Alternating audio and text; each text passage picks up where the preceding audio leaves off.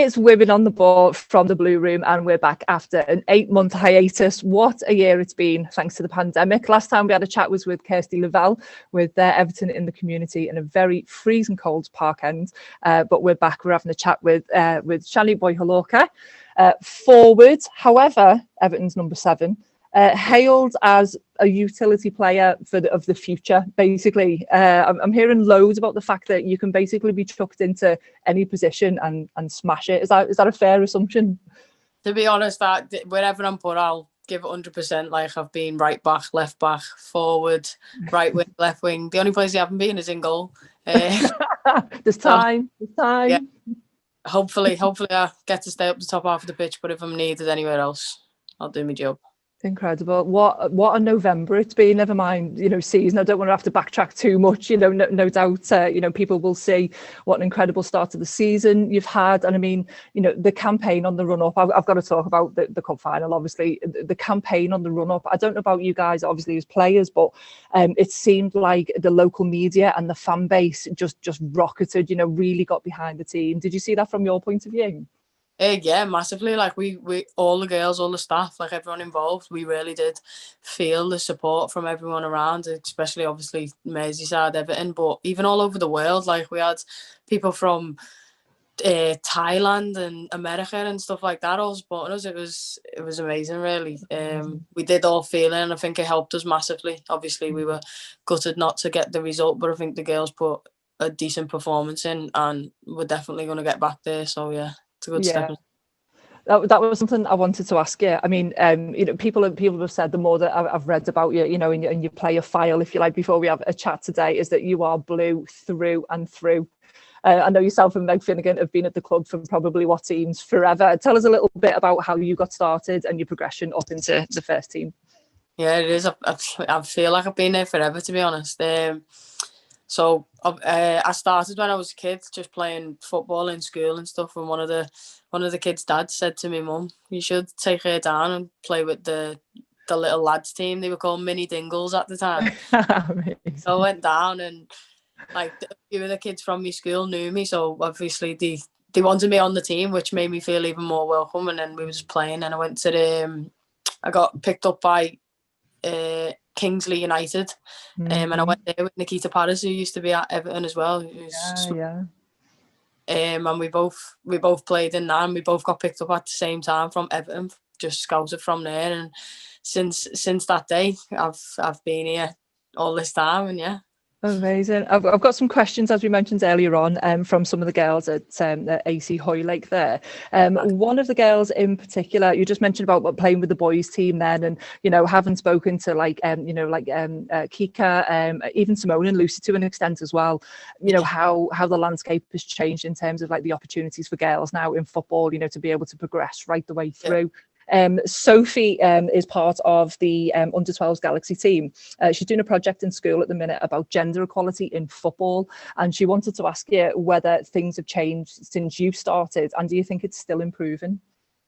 Yeah, I think from when I started, it's massively improved. Like, just seeing the difference in how many girls want to actually take part in it and want to just be involved, even in schools and stuff, and the amount of little girls that come up to me and just see me in my kit and they're like, "Oh, she's wearing a kit too." It's like it's not just a boys thing as people used to look at it. Like, now girls can have a future in it as well, and I think it's massive that women's football is growing and growing each year. There's more people watching it. It's getting more coverage, and it's just showing the next generation of girls that if they want to play football and that's what they feel they want to do, then it's not different, and it's not that they shouldn't do it. It's there to follow the dream. I think with more like even bigger competitions, whether it's even at international level or and then obviously the FA Cup campaign, which was just fantastic. You'll have seen yourself even just local media picking up on it more, and the more that conversation happens, the more it's bound to inspire like the next generation to come through.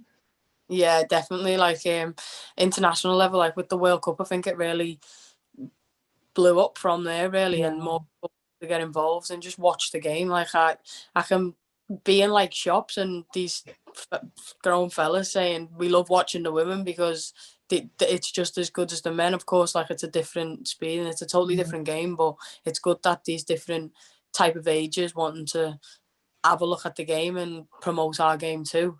Yeah. I think it's massive, and I think each year it's growing and growing, and as you say, more people watching it. It's just promoting it to get better and better. Yeah, I mean, things have obviously changed, even just with the Premier League, you Yeah. know, in terms of how we're accessing games and things. And a few of the girls have wanted to know, you know, what's it been like playing without there being any fans in the stands, you know, Walton Hall Park's like tumbleweeds going through, you know, and what difference does it make when you play away? I think obviously, I think all footballers, men and women, we're all missing the fans. We all miss hearing the voices and the chanting and just the energy that they bring to the stadiums and the back and that they show. I think we're massively missing that, and knowing that they can watch the women's games on like the FA Player or sometimes on BT and stuff like that. Like we always want to give our best so the fans can still get their pleasure out of watching the games like that. So it's a massive loss for us, and hopefully very soon we can at least start trying to get some fans in, because we know like all the Blues, all the girls have missed them massively, and I know all the men's missed them too. So it's I mean, talking about putting on some entertainment as well, I'll just loop back ever so slightly. What a hell of a month November has been. Kickstarting obviously with you know, going down to Wembley, and I mean, anybody, whether you follow the team or not, you know, would only have to scroll through your Twitter to see how much it meant to you to be able to pull on that shirt. And when I say that you blew through and through, you know, because you know, everybody loves that term, that the homegrown talent. You know, you to be able to represent your city and wear the shirt, you could see that building, you know, on the run up to getting down there. How do you turn that around, having to deal with the defeat and then bounce back? Because like the following game, then the Chelsea game, you know, a 4-0 defeat on the back of the FA Cup game must have been pretty hard going. How do you keep your spirits up?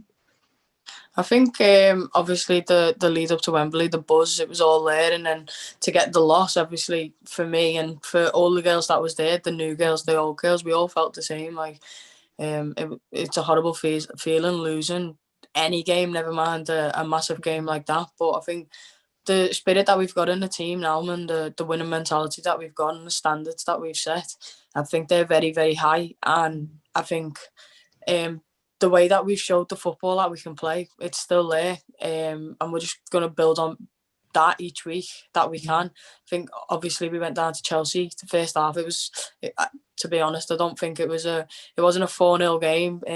First half we played amazingly. I think the girls put a really good shift in, and then obviously just the lack of concentration in different moments just led to a quality world class team. Chelsea are to be punished our mistakes. So I think we're just going to pick ourselves back up. That's the only way we know, really.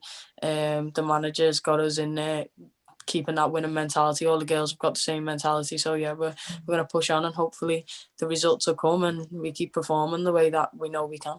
Well, I mean, talk about on the up, you know, the all-important derby. You know, never mind the FA Cup.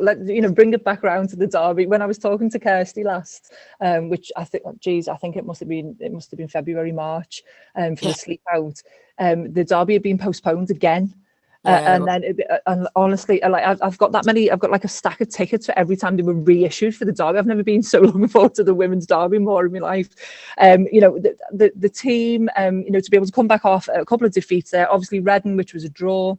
To then go into the derby, you know, with the confidence of knowing how much that means to the fan base, obviously, as well as yourselves.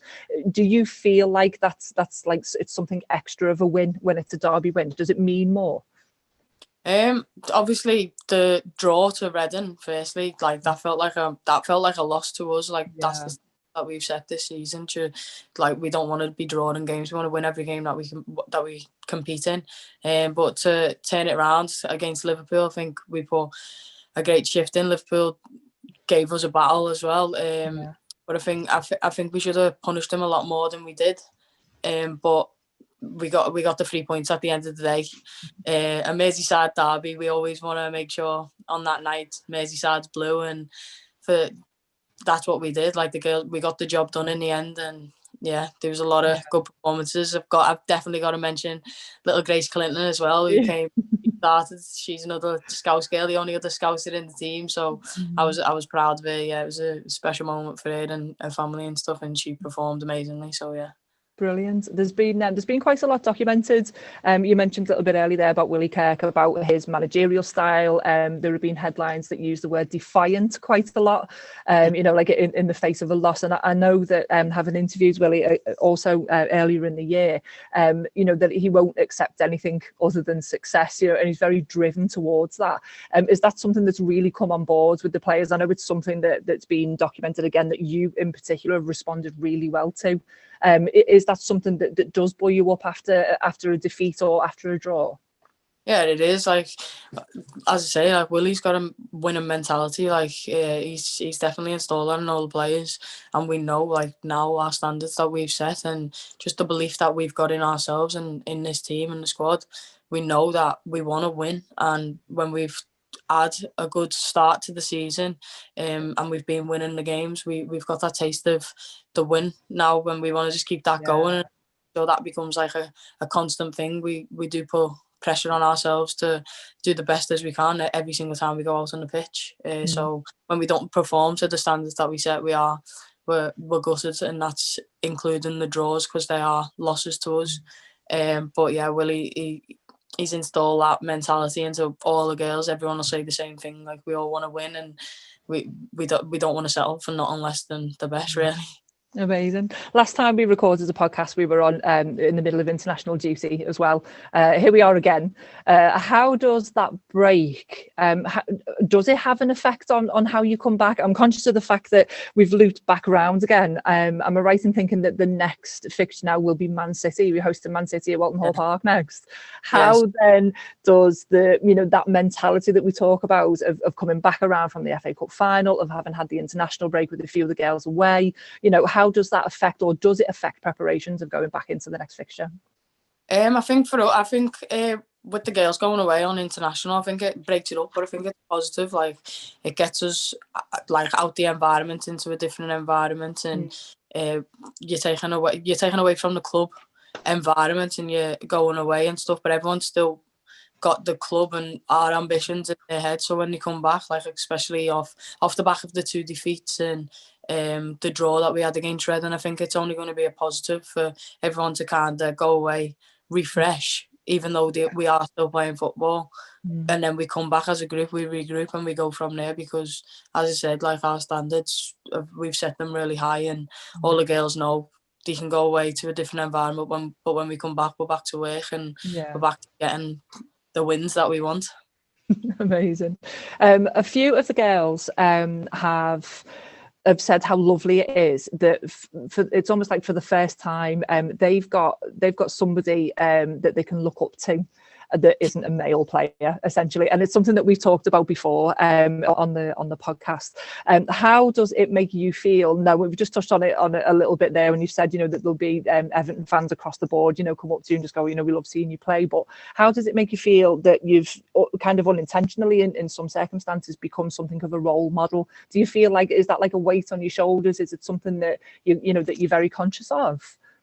For me, I carry that with pride, to be honest. Like, when I was young, there was obviously women footballers, but I really looked up to the male footballers, really, bar probably Rachel Yankee, which is she's world class. Everyone knows who she is, and I think, looking back now, from me looking up to her, and then where these kids looking up to me, it's like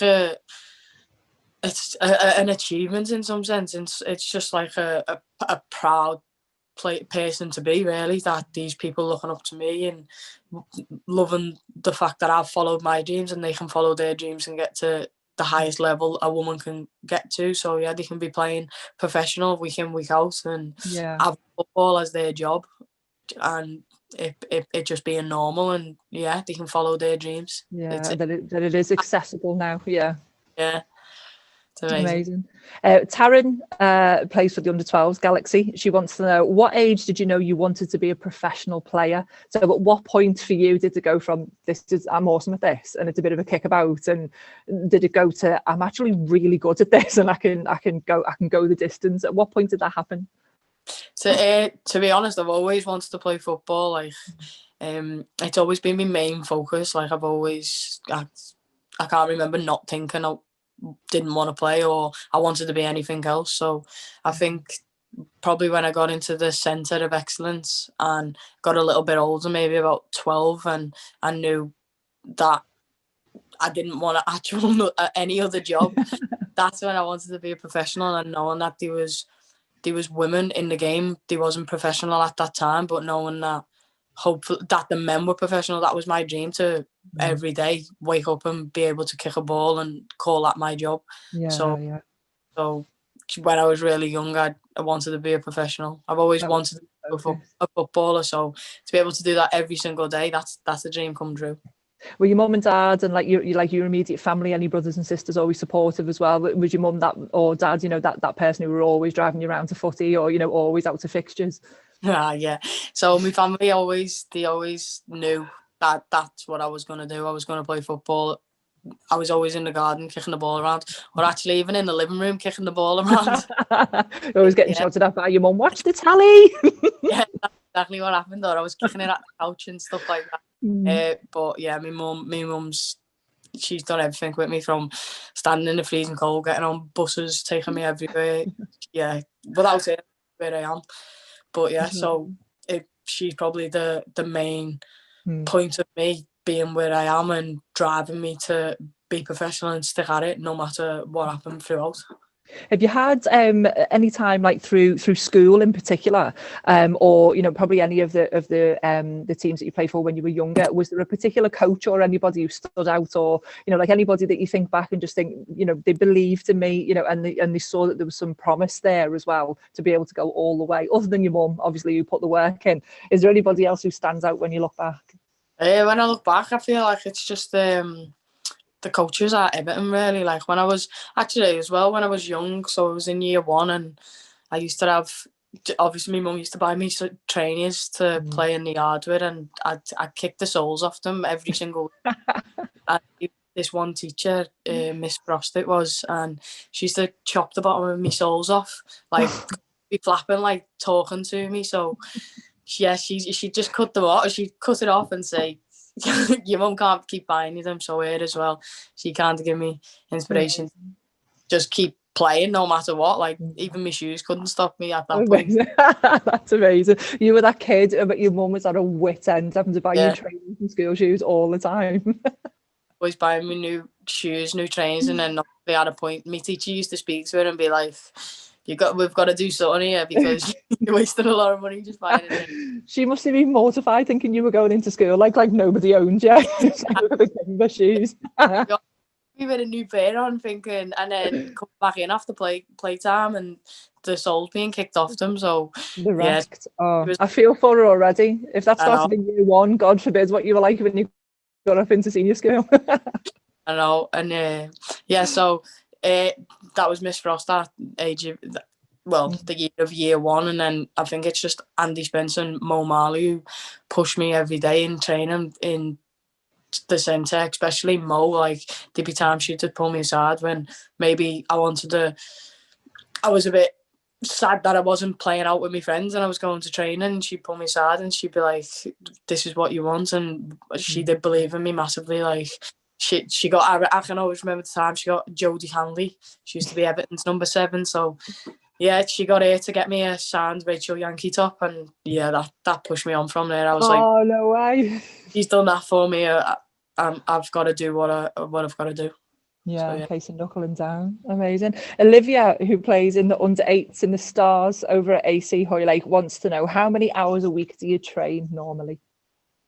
It feels like I'm there all the time, to be honest. I basically live at Finch Farm, but we train a lot. Like, so I don't even know. It'll be sometimes we can get in at 10 o'clock and then we'll be home at 4 o'clock. So we'll do training and we'll do gym as well. It's good, to be honest. Like it's tiring as well. People don't know how tiring it can be, but you're doing what you love, and obviously you're best when you love what you're doing. So yeah, it's a lot of hours, but it's definitely worth it, and I wouldn't rather do it.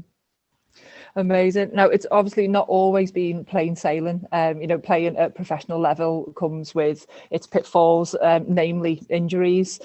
Grace has asked, what keeps you most motivated during injury or when you can't play? Well, obviously I've had some nasty injuries, and what's kept me going really is I've believed in myself. Like I don't think anything, if I want it that bad, then nothing can really stop you. Injuries, people, anything. So really just the belief that you've got in yourself just keeps you going, and just remind yourself why you're doing it, and the reason is you love what you're doing. So don't let anything stop you, and just keep yourself going, because the injury only lasts a certain amount of time, and if you put the work in and you put the passion in your heart in, then you're always going to come back. Yeah, it keeps going. One thing that you see with our Everton girls in particular is when the girls are out, even when they're on international duty, anytime that you're basically not together as a squad, how much you support each other, and you're massively vocal on like social media and stuff, whether you're giving each other stick, whether you're cheering each other on, you know, either way. How important is that, you know, to keep you all going? No, yeah, it's massive. Like we're all supportive of each other. Like we all want each other to do well. We're very competitive when it comes down to training. Of course, 11 players can play, but we all want everyone to be fit and well and pushing each other to be the best, because that's what we want to be. We want to be the best. So we give that support out to each other, and we're kind of gelling like a little family. So yeah, it's good to you got to support and you got to be there for everyone. But also, as people know, I'm the wind up, so got to throw a bit of stick in. It's been noted previously. I love it when you all rat on each other. It's like, who does this and who brings the snacks on the bus when you go away? It's lovely though, because it really does give people an insight, and it doesn't matter whether you're a young woman or a young girl, you know, who's involved in playing football or plans to, or whether you're just interested in the team, you know, whether you're a blue, you know, it's just having an interest in the team and realizing that you're all real people underneath it all, you know, off the pitch. You know, you put the work in, but you still go home, you know, and you've got families. A few more questions I've got for you. So Sophie wanted to ask her, what are your ambitions going forward now? Obviously you've not long signed a year-long contract there to stay on with the Blues, which we're all very grateful for. Not we're going anywhere yet. What does that mean for you personally then going forwards? What are your ambitions? My ambitions are obviously to do the best I can with Everton. Like it's a club that I love, and it's close to my heart. It's always going to be part of me, really. Like when I think of Everton, I just think of me, to be honest, and how much I've been there. So I just want to do well for the club. I definitely want to be winning trophies, and we need to get some silverware. That's my ambition. It's fully focused on the club and doing well for these. Performing week in, week out, because if I'm performing at my best, then I know I can give my 100% to the team, and we can push on from there. So that's my ambition, to just be better and be. Beth wanted to know, who's your best mate in the squad? My best mate in the squad, well, it was Kirsty Lavelle until she left us. Yeah. And then now... Oh, listen, if there's any chance you can get hold of your dog to make an appearance there, that's absolutely fine. You know what? And he goes crazy, so yeah. Amazing. Go on, who are you tight with now that Kirsty's left us? It'll probably like Meg Finnegan and Abby Lee, and Val, the new girls who's came in. She's really nice person, and I get along really well with her. I get along with everyone, to be honest, but I think more around Abby Lee and Meg. Yeah. Amazing. Before we started recording there, I'd said to Chany about Gabby George had recorded a piece where she'd answered some questions and stuff basically for the fans, and she made a point of saying that apparently you're the best dancer, you've got the best moves in the team. So not that I'm in any position to line it up just yet, but I can't help but think that like a Chany Yerry dance off has got to happen. Do you reckon you'd win? More to the point, do you reckon you'd win? You know what? I'll back myself a lot, so I'll definitely win. I'll give it a go. But yeah, I've seen some of Yerry's moves. So yeah, he gave me a little bit of competition, and he's Colombian as well, so he's got rhythm, and he's got the rhythm. Yeah, it'll be a good dance off, but I still back myself. Yeah, I'm loving this. This abundance of confidence. This is brilliant. I'd like to think we've probably kick-started like a load of dance-offs between girls and lads teams now across the Wirral somewhere, no doubt. Some other questions for you then from the girls from AC Hoylake, sorry. Sophie had asked, at what age did you find your position in the team, or do you prefer to be flexible? Do you have a preference as to where you think you fit better? Me personally, I like playing anywhere in the front three. I think I go kind of through phases. So sometimes I'll predominantly like being on the left, so I can cut in and I can shoot and stuff like that. But then sometimes I like being on the right, so I can beat players and cross it over and be helping the team and assisting that way. But then sometimes I like being straight down the middle and just like either holding the ball and playing it off, or getting in the box and heading and stuff like that. So just anywhere front three. Amazing. I can't help but think that Sophie, you might end up seeing Chaney in goal yet. Hopefully not. I don't back myself for diving. I can remember Kirsty and the goalie coach, I seen their session one time and they were jumping on a big blue thing, and I thought, I'll give it a go. I can't dive. So with broken ribs and all kinds. I'll leave you to it, Kirsty, you're fine. Amazing. One last question for you. Phoebe, who plays for Hoylake Girls in Cosmos, her team have been doing Zoom calls. Obviously, from a grassroots point of view, pandemic has absolutely kiboshed. These girls getting together, girls and boys, obviously up and down the country, and the team have been able to do some Zoom calls, to kind of like keep in touch and stuff, and they've been able to see the rest of the team players. And she wanted to know, like, how is the lockdown, affected you guys, and have you gone to any kind of like different lengths, whether it be between the team or family, that have kept you through? Are you fans of like Zoom quizzes and all that kind of stuff? Have you had to resort to anything to keep your spirits up?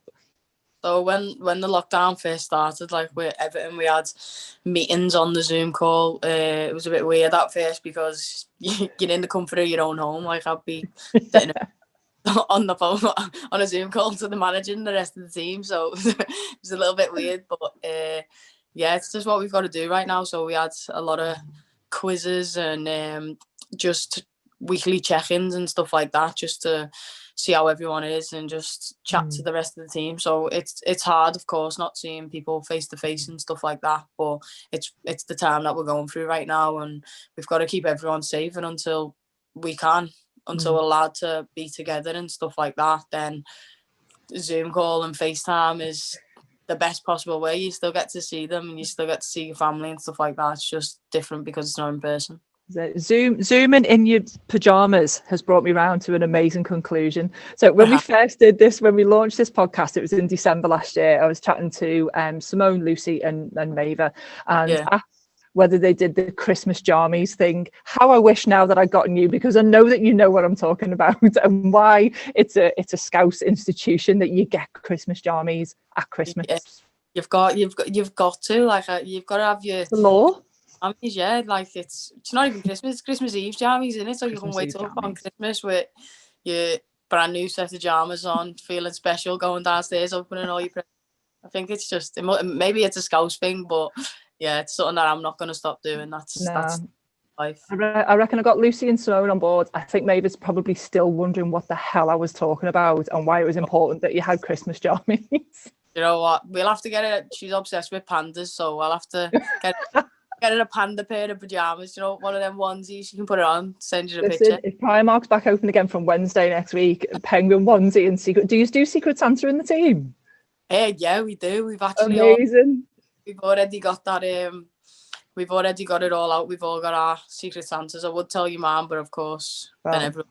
But yeah, I've got a good a good Secret Santa, and I don't, to be honest, God help who's got me, because I wouldn't know what to get myself. I love it. This is where it'll be a penguin onesie now, and you'll be like, oh, thanks. Have you done it so that you've set like a really low spending limit so it's more difficult? Yeah, to be, I think we're doing, yeah, it's like £20, but it's so hard. It's like I'd rather, I don't know what I'm gonna do. I'll just put £20 in a card and see. Yeah, get the drinks in. Amazing. Yeah. Chany, it's been absolutely amazing to talk to you. Thank you so much for your time. Obviously, it goes without saying, you've seen it yourself, that we're all behind you. And I know from experience, from talking to the girls at this time last year, that there's no such thing as kind of Christmas wind down. You know, this is still, you know, very much in the zone, and into the next few fixtures before Christmas.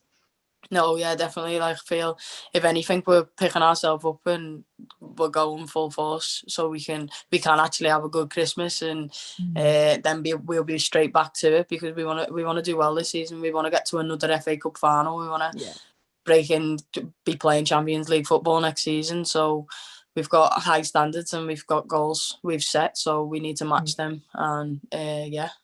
Amazing. One last thing for the girls, who I know will all have tuned in to be watching this when it goes out on YouTube, for the girls of Hoylake and beyond, if you had one piece of advice for a young girl or a young woman, if you like, getting into the game now, what would it be? My advice would be just enjoy yourself. Don't let anything, injuries, people, anything stop you from wanting to do what you want to do. If it's your dream, then stay with your dream, because it's achievable, and you can be a professional footballer and you can be happy. So as long as you're happy and you're enjoying it, that's all that matters. And just keep going. Nothing can stop you, really. Amazing. Chany, thanks so much for your time today. Keep it with the Blue Room. We've got tons of content coming through the week from the upcoming fixtures before Christmas, and hopefully we'll be back before Christmas with another Women on the Ball. Thanks very much, Chany. Cheers. Welcome. Bye-bye.